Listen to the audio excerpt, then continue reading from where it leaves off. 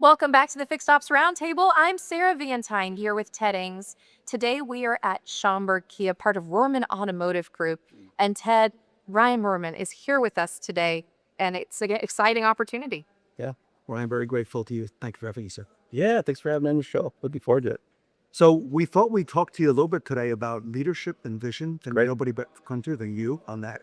So Sarah and I had a few questions. Yep. Ryan, as you look to the future of Rohrman Automotive Group, what are the core values and priorities that are guiding the organization right now? So we talked about this a little bit prior, but so our core values, we have an acronym and it's TIPS. So we say we're working for TIPS, and so it's transparency.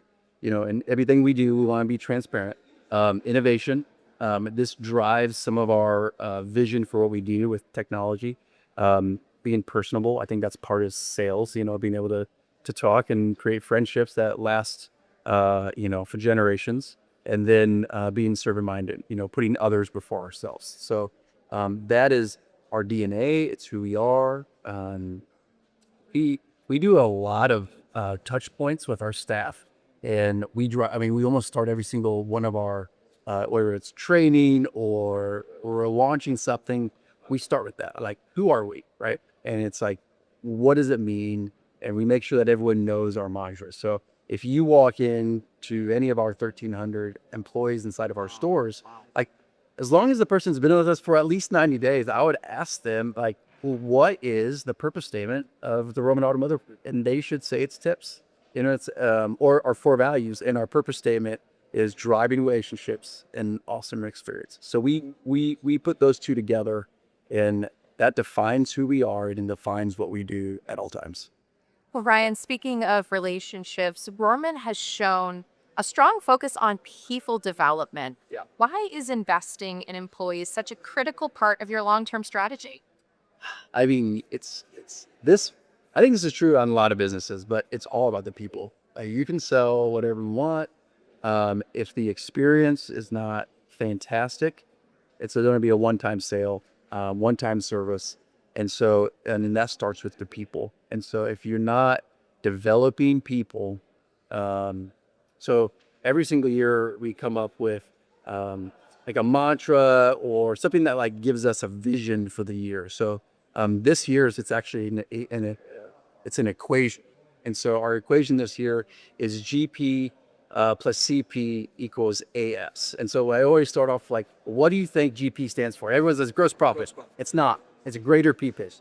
So greater people plus consistent processes. That's the CP. It equals an awesome stir. And so if we use the word awesome because it's part of our purpose statement of who we are, so we like that word awesome. So we have great people that work for us, but our drive is to create greater people.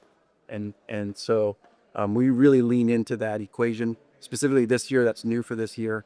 And it's really interesting. Whenever we create these like mantras, how often they come up is normally how good they are. So we've created some of them and they've kind of like washed out after like 3 or 4 months. This one keeps showing itself over and over again because the value of getting great people to a greater stance with a consistent process really does create an atmosphere that is sticky, and it's where people want to stay. So inside of that, we corporately, we do 11 training sessions annually, so every month, and they're all different types. We have manager-centric versions where we talk about what does this mean. We just were in Faros, Indiana. That's a central point for our 20 locations. And over 2 days, we had over 135 of our managers, and we just went over what does it look like to manage people. We didn't talk about selling cars at all. We talked about, hey, just managing people one-on-one. What does it look like? We gave them a handbook. It's our playbook that we created. Because we know if we want to get to where we're going, we have great people, but we need greater people. And it's up to us to do that. So I don't know. I'm very passionate about that. I could talk a long time about it. So It shows. I'll leave it there. I'll leave it there. Well, I will say this, as far as the industry goes, we all see that retail automotive is evolving quick, okay? From customer expectations to technology to workforce challenges. How is Rohrman positioning itself for the future to stay ahead? You know, part of our core values is innovation. And so we really lean into that. I lean into that. That's one thing that I really take on my shoulders. And we've really come quite far in innovation in so many ways. Marketing, we were one of the first auto groups, and not the first, but one of the first in the country to export our data into a Snowflake instance where we can actually have a single source of truth. The automotive industry is shrouded with really bad data. And unfortunately, DMS systems, you cannot cleanse, enrich, and enhance it. So you're stuck with marketing to, I don't own the car, I don't live in that house, Mickey Mouse at yahoo.com, and we're still emailing those folks. So we stopped all that. So, and then we partnered with a Telium, who is our CDP. So all our marketing for the last year has been to the right person at the right time with the right message. And it's all done using artificial intelligence. Like we don't do big, like we're going to do a big e-blast. No, I mean, you just bought a car. Why would that e-blast you?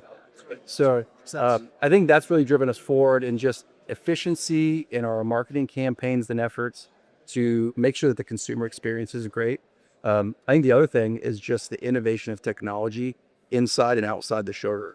You know, the consumer journey to purchase and service vehicles is fraught with just a lot of complaints. You know, it takes too long. I don't know where to go, yada, yada, yada, right? And so technology can be a hindrance or it can be a benefit.